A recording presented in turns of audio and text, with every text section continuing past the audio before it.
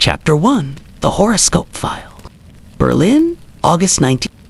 The rain had been falling for 3 straight days, turning the rubble of the old Reich Chancellery into gray paste. Jacob Reed stepped over a half-buried helmet and pulled his coat tighter.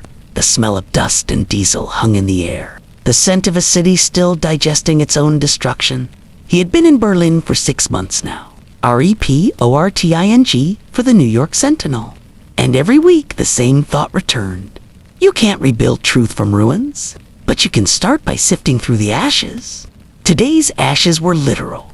The basement of the old Ministry of Propaganda had just been opened for clearance by the Allied forces. Most of the files inside were waterlogged, many burned, but Jacob was a scavenger for stories. He'd learned from war that the best secrets weren't hidden. They were simply forgotten. He found the black book in a pile of half-melted typewriter parts. It was small, bound in cracked leather, its clasp eaten with rust. When he lifted it, a few pages fell free, brittle as dead leaves. On the cover, faint and nearly erased, was a title in German script.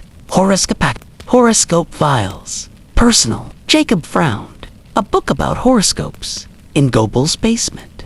He brushed off the soot, opened the cover, and froze.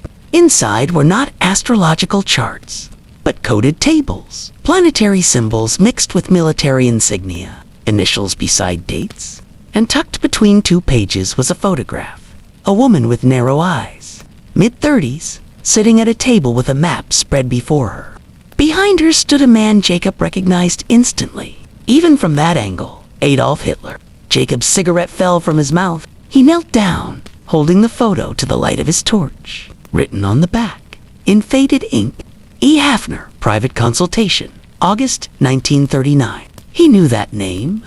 During the war, Allied intelligence had circulated rumors of Nazi occult advisors, astrologers, mediums, even numerologists who advised the Führer's decisions. Most were dismissed as propaganda, but here, in his hands, was proof that at least one had been real. Jacob flipped through the book again. There were star charts marked with dates that matched key moments in the war. September 1st, 1939, Poland. June 22nd, 1941, Rus. April 30th, 1945. Each had annotations in an elegant, looping hand. Mars ascendant, pressure favorable. Or a convergence near Sirius, watch for betrayal. But the last entry was stranger still. Under May 1946, a date after Hitler's death, someone had written in English, not German. The alignment is not yet broken. Jacob looked up sharply. Who could have written that? He tore out the last page, folded it carefully into his notebook, and pocketed the photograph. The rest of the black book he slid into his satchel. He knew what he had found wasn't just an artifact. It was a message left behind.